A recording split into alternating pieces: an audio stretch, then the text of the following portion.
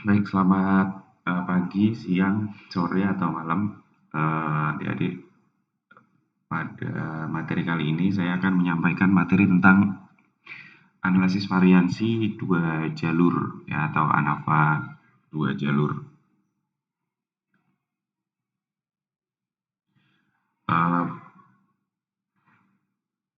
Kuliah ini isinya akan membahas beberapa hal. Yang pertama, apa fungsi dari ANAVA dua jalur, kemudian prasyarat-prasyarat apa saja yang harus dipenuhi, asumsi dasar dan prosedurnya seperti apa, kemudian struktur data nanti apa yang harus kita persiapkan untuk melakukan perhitungan, dan yang terakhir contoh soal atau contoh aplikasinya. Ya, sekali lagi nanti untuk apa yang akan kita lakukan pada materi ini adalah perhitungan secara manual. Sama seperti kemarin yang sudah kita lakukan di uji t-test, ya, apakah independent t-test, RT-test. Ya, kemudian harusnya ANAVA dua jalur sudah ada juga, ANAVA satu jalur harusnya sudah ada, kemudian ini ANAVA dua jalur, ya. Nah, nanti bagaimana kita melakukan perhitungannya secara manual, kemudian nanti bagaimana mengambil keputusan berdasarkan hipotesis itu, berdasarkan hasil perhitungan kita, ya. Oke, yang pertama fungsinya dulu. Nah, fungsi untuk ANAVA dua jalur ini tentunya dia adalah teknik statistik parametrik. Ya, sekali lagi adik-adik, ini uji analisis statistik yang parametrik, di mana datanya pasti karena parametrik dia harus rasio atau paling tidak interval. Nah, yang membuat ini ada perbedaan dengan ANAVA satu jalur adalah kalau di ANAVA satu jalur kan membedakan antar kelompok, ya, yang lebih dari dua, ya kan, lebih dari dua atau tiga kelompok atau lebih dibandingkan minnya. Nah, itu adalah ANAVA satu jalur. Nah, kalau ANAVA dua jalur, ini yang beda adalah bahwa dia mempunyai dua variabel bebas, ya, satu variabel terpengaruh dan dua variabel pengaruh. Jadi kalau ANAVA satu jalur, seumpamanya kita akan membedakan kekuatan geser atau kekuatan tekan antara tiga jenis tumpatan resin komposit yang berbeda merek, merek A, merek B, merek C. Nah, itu akan dibandingkan mana yang kekuatan tekannya paling kuat. Nah, itu paling besar, maka kita menggunakan ANAVA satu jalur, ya, karena hanya ada satu variabel pengaruh yaitu merek atau jenis resin komposit, ya, dengan satu variabel terpengaruh yaitu kekuatan tekan. Nah, sementara kalau ANAVA dua jalur ini, maka perbedaannya adalah bahwa variabel pengaruhnya itu ada dua. Jadi, seumpama kita ingin mengetahui, ya, apakah suatu senyawa, ada senyawa A, B, dan C, ya, yang itu kalau kita tambahkan ke dalam tulang alveolar yang diberi implan, ya, itu akan meningkatkan oseointegrasi, atau oseointegrasi itu adalah integrasinya tulang dengan logam implan. Itu bisa dinilai, ya, apa namanya, kepadatan tulang dengan kerekatan tulang dengan logam implan itu seperti apa, bisa dinilai, ada ukurannya. Nah, apakah senyawa kalau kita suntikkan senyawa A, B, dan C itu bisa mempengaruhi oseointegrasi. Nah, kalau hanya sesimpel itu kan berarti itu hanya tiga kelompok, ya, ada kelompok senyawa A, senyawa B, dan senyawa C. Kemudian dilihat oseointegrasinya. Nah, tapi dalam penelitian seringnya tidak hanya melihat langsung pada satu kali pengamatan, akan tetapi dilihat dalam beberapa kali pengamatan. Ada yang dalam 1 minggu, kemudian ada yang diamati 2 minggu, ada yang diamati 3 minggu. Nah, sehingga di sini variabel pengaruhnya selain perbedaan jenis senyawa tadi yang disuntikan, juga waktu pengamatannya, yaitu ada pengamatan eh, 1 minggu, 2 minggu, dan 3 minggu. Nah, sehingga ini ada dua variabel pengaruh. Ya, variabel terpengaruhnya tetap cuma satu, yaitu tadi osteointegrasi. Nah, pada saat itulah kita menggunakan ANAVA 2 jalur. Ya, ini. Apa prasyaratnya? Prasyaratnya adalah bahwa sampel harus berasal dari populasi yang terdistribusi normal. Ya, karena tadi parametrik itu skala datanya harus rasio atau minimal interval, kemudian dia harus terdistribusi normal atau dikenal juga dengan asumsi normalitas. Kemudian variansinya juga harus homogen. Ya, variansinya harus homogen atau dikenal juga dengan sebutan asumsi homogenitas. Oke. Nah, kemudian asumsi dasar dan prosedur. Dasar pemikiran umum apa adalah bahwa nilai varian total atau total variance pada populasi dalam suatu pengamatan eksperimen itu berasal dari varian antar kelompok atau between group variance sama varian dalam kelompok atau within group variance. Nah, ini nanti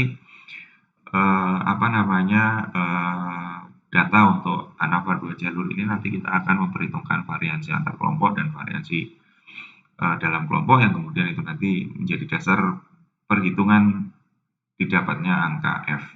Ya. Bagaimana tunjukkan ANAVA selalu berkaitan dengan angka-angka variansi yang disebut variansi. Prosedur perhitungannya menggunakan dasar-dasar seperti ANAVA 1 jalur, akan tetapi, nah ini perbedaannya pada ANAVA 2 jalur adalah terdapat interaksi antar variabel, terutama variabel pengaruh. Ya, jadi nanti akan bagaimana kalau mereknya tadi, bukan merek, jenis senyawanya, apa ada perbedaannya atau tidak, ada pengaruhnya atau tidak, kemudian waktu pengamatannya ada perbedaan atau tidak, kemudian interaksi antara jenis senyawa dan waktu pengamatan itu apakah akan menimbulkan perbedaan atau tidak terhadap osteointegrasi. Nah, ini yang membuatnya berbeda. Nah, ini skor variansi antar kelompok atau between group itu akan menjadi nominator, dan untuk varian dalam kelompok atau within group itu akan menjadi denominator. Nah, ini nanti terkait juga dengan pembacaan tabel. Nanti kita lihat di belakang untuk aplikasinya. Kemudian ANAVA 2 jalur sendiri di samping memiliki fungsi sebagai uji beda, ya ini tetap uji beda ya, atau komparasi. ANAVA 2 jalur ini adalah uji komparasi kemarin t-test, kemudian ANAVA itu adalah uji komparasi atau uji beda, tapi dia juga bisa untuk mengadakan estimasi dan menguji homogenitas data. Oke.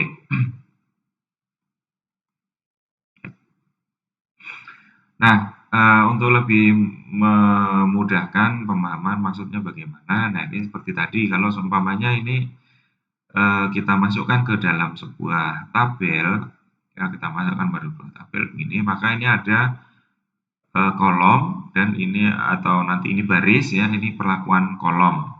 Ya.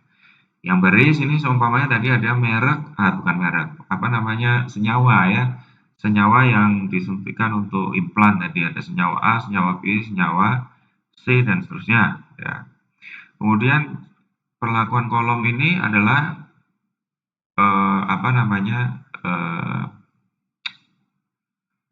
hari, ada hari ke-7, hari ke-14, hari ke-21 atau mungkin lebih ya.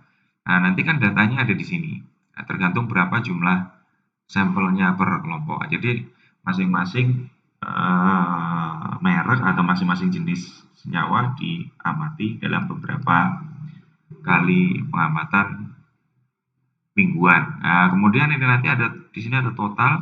Total ini adalah total data di baris 1, total data di baris 2, dan seterusnya total data di baris R, atau R ini kan bahasa Inggris ya, row ya. Nanti kita rubah menjadi B atau baris. Yang begitu juga dengan kolom. kolom di sini ada total data di kolom 1, total data di kolom 2, dan seterusnya. Ya, jadi nanti ANAVA 2 jalur pasti kita akan menggunakan tabel silang seperti ini karena dia ada dua variabel pengaruh atau dua variabel independen.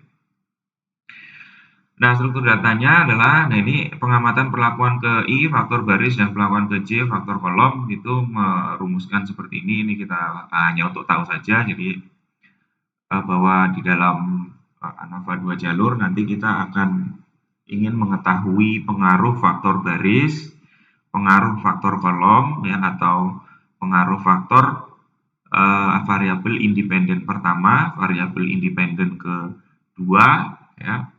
Kemudian, nah ini pengaruh interaksi antara faktor independen 1 dan faktor independen 2 atau faktor baris dan faktor kolom, ya. Ini yang membedakan. Dan error random pada pengamatan pada blok KI yang mendapatkan perlakuan J, ya.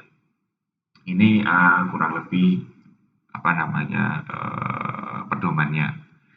Nah, kemudian tentunya ANAVA 2 jalur ini kan juga untuk menguji hipotesis. Hipotesisnya di dalam penggunaan ANAVA 2 jalur itu dua variabel independen itu akan kita uji, ya. Variabel independen 1 atau efek utama atau baris itu dia akan bilang H0-nya itu bahwa tidak ada pengaruh faktor baris. Jadi baris 1, baris 2, baris 3 atau jenis senyawa 1, jenis 2 dan 3 itu tidak ada perbedaan. Nah, alternatifnya atau H1-nya tentunya ada perbedaan sehingga faktor baris atau variabel independen atau variabel pengaruh yang utama itu punya pengaruh atau ada perbedaan. Nah, kemudian selain yang baris juga yang kolom, ya kan? Yang kolom tentunya hipotesisnya adalah tidak ada pengaruh dari faktor kolom atau variabel independen kedua pada variabel dependen. Ya, yang kolom tadi tidak ada perbedaan, jadinya tidak pengaruh. Sedangkan kalau alternatifnya atau H1-nya ya berarti ada pengaruh atau ada perbedaan antar kolom. Nah, kemudian kalau interaksinya artinya kalau H0-nya ya tidak ada pengaruh dari interaksi antara kedua variabel independen ini.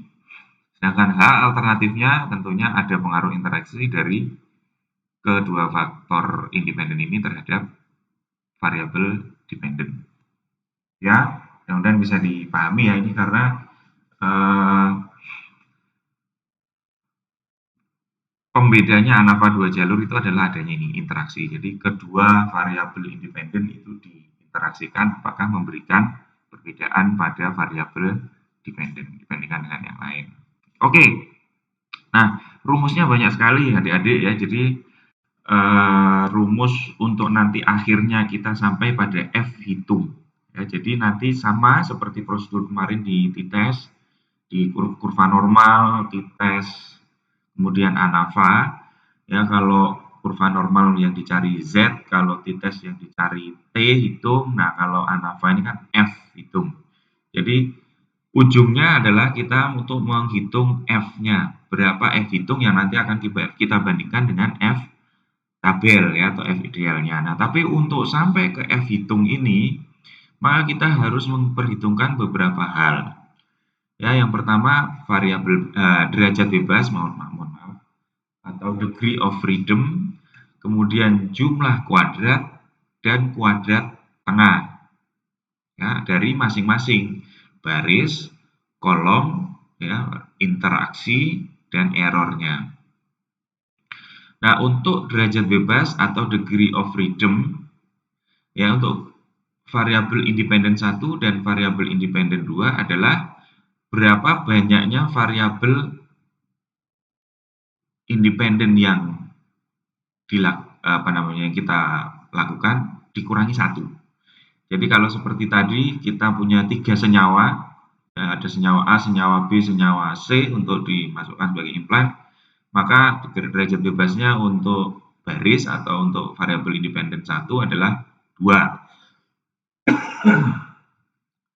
Sedangkan untuk yang kolom juga begitu, tadi kan kita hari ke-7, hari ke-14, hari ke-21 umpamanya ada 3 kan, ada 3 pembagian pengamatan, maka itu juga berarti derajat bebasnya untuk kolom adalah 2, 3 kurangi 1. Dan interaksinya adalah baris kurangi 1 dikalikan kolom kurangi 1. Jadi ini tadi 2 kali 2. Berarti untuk derajat bebas interaksi adalah 4. Kalau yang sesuai apa yang kita sampaikan tadi salah satu contohnya ya.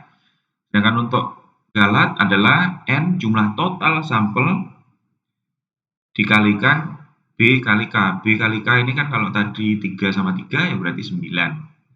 9 dikalikan berapa jumlah total sampelnya. Oke, nah ini nanti kita akan coba uh, contoh soal ya. Nah, kemudian jumlah kuadrat. Nah, jumlah kuadrat ini masing-masing ada jumlah kuadrat baris, jumlah kuadrat kolom, jumlah kuadrat interaksi, dan jumlah kuadrat error, dan jumlah kuadrat total atau JK tot, jumlah kuadrat total. Nanti kita langsung saja ke soal, rumusnya tidak perlu saya sampaikan, nanti kita langsung aplikasi saja supaya tidak terlalu membingungkan. Nah, kemudian kalau ini nanti kita sudah mengisi, maka kita kemudian beralih ke kuadrat tengah atau KT. Kuadrat tengah baris itu adalah jumlah kuadrat baris dibagi degree of freedom dari baris. Jadi nanti JKB ini dibagi ini ya. JKK dibagi DFK dan seterusnya. Kita mendapatkan kuadrat tengah, baru kita bisa mendapatkan F hitung. F hitung adalah kuadrat tengah masing-masing dibagi dengan kuadrat tengah error. Kuadrat tengah error ini tadi rumusnya ya, KTE.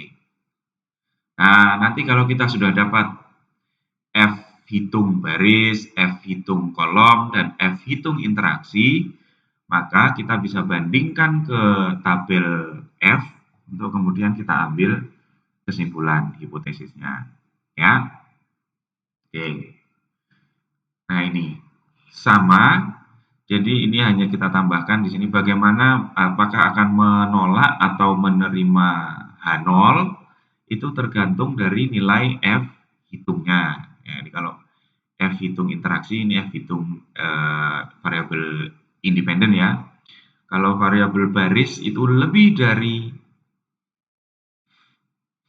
F tabel ya, F baris ini F kolom lebih daripada F tabel, berarti kita menolak H0. Ya sama kemarin juga T hitung lebih dari T tabel, maka menolak H0. Ya kan, Z hitung lebih dari Z tabel, menolak H0. Nah ini juga F. F hitung lebih daripada F tabel, maka kita akan menolak H0. Kalau F hitung kurang dari F tabel, maka kita akan menerima H0. Ya begitu juga sama juga dengan interaksi nanti juga begitu. F hitung interaksi lebih dari F tabel maka menolak H0, kalau kurang dari F tabel menerima H0 ya. Oke, kita langsung saja ke contoh supaya kita lebih jelas. Ini contoh, untuk mengetahui daya antibakterinya pada basis gigi tiruan resin akrilik dengan 3 merek yang berbeda, ekstrak kulit durian dilarutkan dalam campuran resin akrilik untuk kemudian diamati zona hambat Streptococcus mutansnya pada 3 kali pengamatan, yaitu hari ke-7, hari ke-14, hari ke-21. Hasil pengamatannya zona hambat itu dalam persentase tercatat dalam tabel. Nanti kita lihat di tabel. Nah, jadi di sini kita bisa melihat penelitiannya ini adalah untuk variabel dependennya adalah zona hambat dalam persentase ini ya. Daya antibakteri yang berupa zona hambat ya. Variabel dependennya adalah daya antibakteri yang berupa zona hambat. Variabel independennya adalah apa? Variabel independennya adalah 3 merek resin akrilik yang berbeda. Ya, ada 3 merek resin akrilik yang berbeda yang diamati dalam 3 hari pengamatan.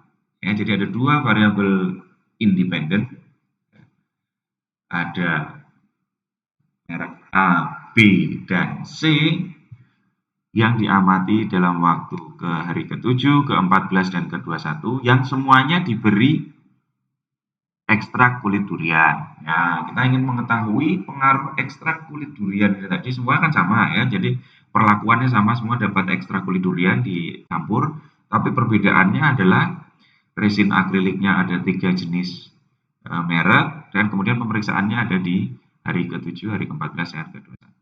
Nah, ya ini jadi apa yang akan kita pakai? Yang akan kita pakai di sini tentunya adalah ANAVA 2 jalur. Pertanyaannya, dengan tingkat kepercayaan 95% atau signifikansi 0,05, ujilah hipotesis berikut ini. Yang pertama, tidak ada perbedaan daya antibakteri ekstrak kulit durian pada semua jenis merek resin akrilik. Jadi ini H0 ya, kita akan menguji H0 bahwa dari ketiga merek jenis resin akrilik itu setelah diberi ekstrak kulit durian tidak ada perbedaan daya antibakteri. Ini baris. Yang kemudian untuk kolomnya juga tidak ada perbedaan daya antibakteri ekstrak kulit durian pada semua jangka waktu pengamatan. Jadi pada waktu pengamatan hari ke-7, ke-14, dan ke-21 tidak ada perbedaan daya antibakteri. Kemudian hipotesis yang ketiga yang mau diuji, yang H0-nya juga, tidak ada interaksi antara merek resin akrilik dan hari pengamatan terhadap daya antibakteri ekstrak kulit durian ya, interaksinya. Oke. Nah, sekarang ini datanya. Merek resin akriliknya merek A, B, dan C. Kemudian waktu dalam ini adalah daya hambat bakteri dalam persentase hari ke-7, hari ke-14, dan hari ke-21 adalah ini datanya. Jadi di tiap baris ini ada 1, 2, 3, 4, 5, 6 kali 2, 12. 12 per baris, 12 per kolom. Jadi total ada 36 ya sampel. Ini total ada 36 sampel. Nah, yang harus kita lakukan adalah yang pertama, nah ini tiap baris ada 12, kemudian tiap kolom juga ada 12. Kita menjumlahkan. Ini kolom pertama, baris pertama kita total sekian, kemudian kita kuadratkan. Nah, ini juga baris kedua merek B kita total, kita kuadratkan merek C. Begitu juga pada kolom hari ke-7 kita total dikuadratkan, total dikuadratkan, total dikuadratkan. Kemudian ini jumlah baris, ini total sekian, kemudian dan kolom juga ini sama tentunya, kemudian dikuadratkan. Nah, hasil kuadrat ini kita perlukan untuk melakukan perhitungan jumlah kuadrat baris dan jumlah kuadrat kolom ya. Nah, ini yang jumlah kuadrat baris dulu kita perhatikan ya, jumlah kuadrat baris di sini. Baris 1 atau baris A, baris B, baris C. Kita pindahkan baris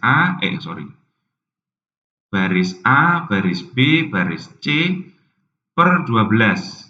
Nah, 12 karena tiap baris itu ada terisi 12 sampel ya. Ini 6 dan 6 ada 12 pengamatan ya. Jadi baris A, baris B, baris C per 12 kita jumlahkan. Kemudian dikurangi dengan total per sampel total. Kuadrat total ya, kuadrat total dikuadratkan, total dikuadratkan dibagi jumlah sampel, maka didapatkan angka 32,75 sehingga di sini sudah kita dapat jumlah kuadrat baris.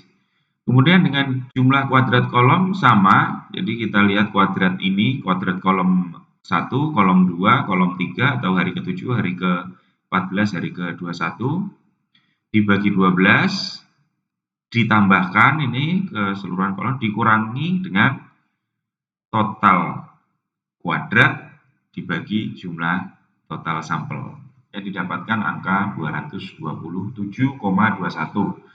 Sehingga kita sudah dapat di sini JKB dan JKK ya. Oke.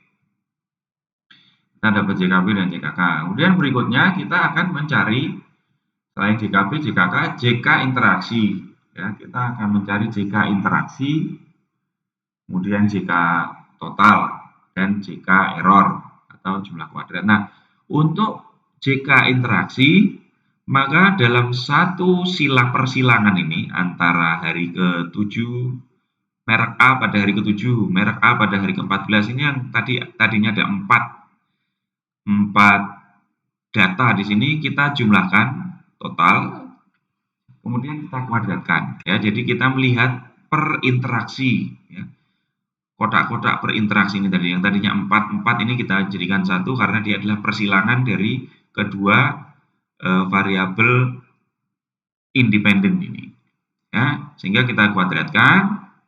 Setelah kita kuadratkan, nanti akan kita masukkan ke dalam rumus. Nah ini, JKI ini tadi yang 3275 sudah, 2271 sekarang ini. Jumlah kuadrat interaksi. Ya, 413732, ini 413732 ini yang merah kita masukkan semua. Merah kita masukkan semua, kemudian dibagi 4. Ya, dibagi 4.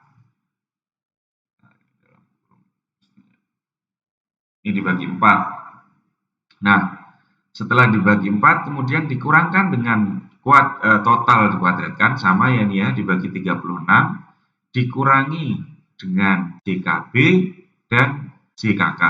Ya, di 32,75, 22,751. Sehingga kita dapatkan jumlah kuadrat interaksi adalah 17,33. Ya. Nah, kemudian kita juga harus tahu dulu JK total sebelum kita ke JK error. Nah, untuk mengetahui JK total ini yang paling butuh effort paling banyak, adik-adik, karena kita harus, karena dia total, nah ini tiap sel data ini harus kita kuadratkan. Ya, kan tadi ada 36 sel, ini semua harus dikuadratkan. Jadi ini ada data, kemudian ini dikuadratkan. Kemudian kuadrat-kuadrat ini tadi kita jumlahkan ya, di sini ada sigma ini. Sehingga kita bisa dapat sigma data yang dikuadratkan adalah 83.102,01. Ini didapat dari ini plus ini plus ini plus ini plus ini plus ini. Nah, kemudian kita juga akan data total ini plus ini plus ini plus ini plus ini plus ini dikuadratkan dibagi 36 atau total data tadi dibagikan dengan angka sekian. Jadi nanti kita masukkan 83102 dikurangi 82570,02 atau ini adalah sama dengan jumlah total data dikuadratkan dibagi 36. Ya. Kemudian ini dikurangkan. Ya. Nah, dia dapatkan hasil JK total adalah 531,99. Ya, Anda nanti harus menggunakan bantuan Excel untuk melakukan perhitungan ini ya, jangan sampai kalau manual satu-satu juga akan sulit ya. Nah, jadi nanti jumlah data ini dikuadratkan, kemudian jumlah ini ditambahkan, dikuadratkan, ya masuk di sini dibagi 36, akan keluar angka ini. Untuk kemudian kita kurangkan 83.000 dikurangi 82.000 didapatkan angka ini. Ini kita dapat JK total. Nah, kalau kita sudah dapat JK total, maka kita bisa mendapatkan JK error, yaitu JK total dikurangi JK baris, JK kolom, JK interaksi, sehingga didapatkan JK error adalah 254,7. Nah, angka-angka itu tadi, JK ini tadi kita masukkan semua kemari, ya.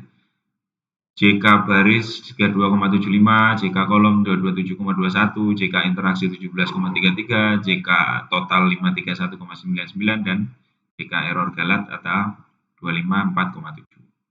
Kemudian derajat bebasnya ini tadi 3 kurang 1 karena kita punya 3 variabel independen, ini tadi merek resin aktifnya 3, kemudian hari pengamatannya 3, ini jadi 2 kurang 1 kurang 1. Kemudian untuk interaksi ya berarti 2 kali 2 4 derajat bebasnya, kemudian untuk derajat errornya adalah 36 dikurangi 3 kali 3 ya.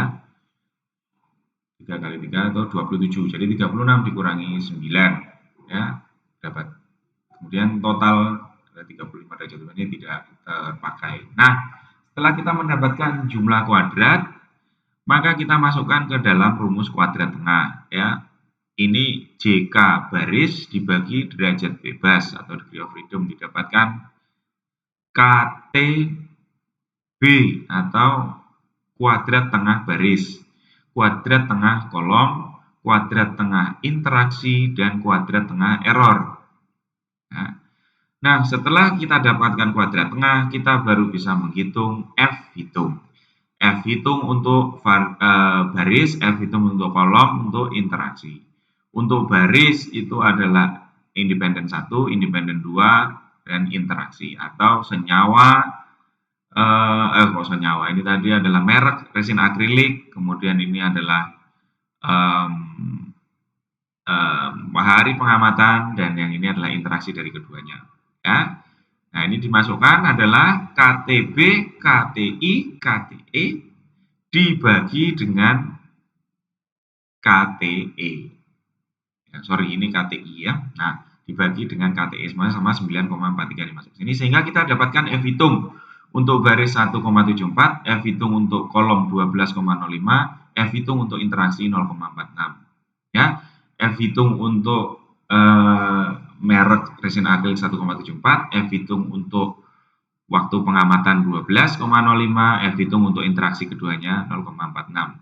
Kalau kita sudah dapat F hitung, maka kita akan membandingkan dengan tabel F. Nah, bagaimana cara membaca tabel F? Nah, kita nanti di dalam tabel F yang besar, nah ini tabel F seperti ini, ada baris sama ada kolom ya, ada yang ke sana, ada yang ke sini. Yang di sini yang DF1 atau degree of freedom 1, yang ke sini ada degree of freedom 2. DF1 atau numerator, ya, pembilang adalah DF baris, di mana DF baris itu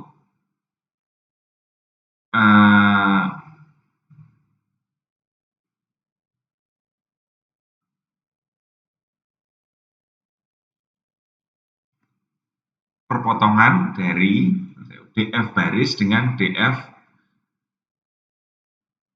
error atau DF galak untuk yang F baris ya, angka perpotongan pada keduanya. Ya, jadi kita lihat untuk baris, maka kita lihat di DF1 ini adalah DF baris tadi kita ada berapa? DF baris adalah 2. Kemudian DF2-nya denominatornya adalah DF error atau DF galak. DF galak berapa? 27. Oke, untuk F baris berarti kita melihat 2 dengan 27. O 3,35. Ya. Bagaimana dengan F kolom? Kan tadi kita membandingkan antara F hitung baris, F hitung kolom, dan F hitung interaksi.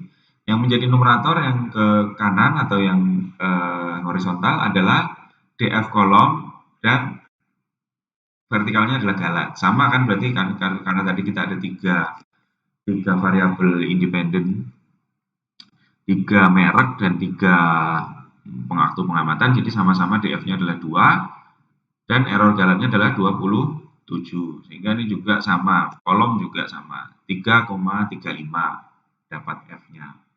Sedangkan untuk yang interaksi itu adalah DF1-nya numeratornya adalah DF interaksi. DF interaksi berapa? DF interaksi adalah 4. Ya, DF interaksi adalah 4, denominatornya adalah galak ya, tadi 27. Sehingga kita ambil 4 sini, potongkan dengan 27. Oh, 2,73 ya. Oke, sekarang kita dapat F untuk baris 3,35, F untuk kolom 3,35, dan F untuk interaksi adalah 2,73. Sehingga dengan demikian kita bisa membandingkan antara F hitung baris, F hitung kolom, dan F hitung interaksi dengan F tabel. Untuk baris, F hitung kurang dari F tabel karena kita F hitungnya adalah 1,74, yang itu kurang dari 3,35. Ini tadi ya, F hitung kita 1,74, 12,05, dan 0,46. 1,74, 12,05, 0,46. Tadi 3,35 F tabelnya itu, Karena dia kurang dari 3,35 maka menerima H0. Artinya tidak ada perbedaan daya antibakteri ekstrak kulit durian pada masing-masing merek resin akrilik. Jadi dari ketiga resin akrilik itu tidak ada perbedaan daya antibakterinya. Kemudian perhitungan F kolom ya, ini tadi lama perendaman atau nanti pengamatannya ya. F hitung 12,05 lebih dari 3,35. Berarti dia menolak H0 atau artinya dalam hari pengamatan itu ada daya antibakteri yang berbeda dari ekstrak kulit durian. Ya. Nah, kemudian perhitungan interaksi resin akrilik dan perendaman, lama perendamannya tadi ternyata 0,46 itu kurang dari 273 sehingga ini menerima H0. Jadi tidak ada pengaruh interaksi antara merek resin akrilik dan lama perendaman terhadap daya antibakteri ekstrak kulit durian. Jadi diterima H0. Jadi interaksinya kalau diinteraksikan antara merek sama hari pengamatan, ya hari pengamatan tadi lama perendaman ya karena dipendam dalam saliva buatan seumpamanya begitu. Nah itu ternyata setelah diinteraksikan juga tidak ada perbedaan yang signifikan. Oke. Nah, dengan begitu maka kita sudah menyelesaikan perhitungan dari analisis variasi dua jalur ya. Saya recap lagi bahwa analisis variasi dua jalur adalah uji perbandingan atau uji beda dari kelompok penelitian yang mengalami dua perlakuan atau dua variabel independen ya, ada dua variabel independen. Kemudian karena ini parametrik maka dia harus berupa datanya adalah data rasio atau interval yang terdistribusi normal dan homogenitasnya homogen. Kemudian yang membedakan lagi adalah bahwa ANAVA 2 jalur ini mempunyai perhitungan untuk interaksi antara kedua variabel independen ya. Sama kemudian step berikutnya adalah kita mencari F hitung ya, berdasarkan rumus-rumus yang sudah kita pelajari tadi, kemudian dibandingkan dengan F tabel. Setelah kita mendapatkan F hitung dan F tabel, kita bandingkan, maka kita bisa menarik kesimpulan. Oke, mudah-mudahan bisa dipahami. Kita jumpa besok pagi. Silahkan bila adik-adik akan menanyakan hal-hal yang kurang jelas, nanti bisa ditanyakan di forum diskusi Elisa seperti kita waktu kuliah UJT kemarin, dan kemudian nanti kita juga akan ada kuis ya, yang akan saya buka besok. Terima kasih untuk perhatiannya. Assalamualaikum warahmatullahi wabarakatuh.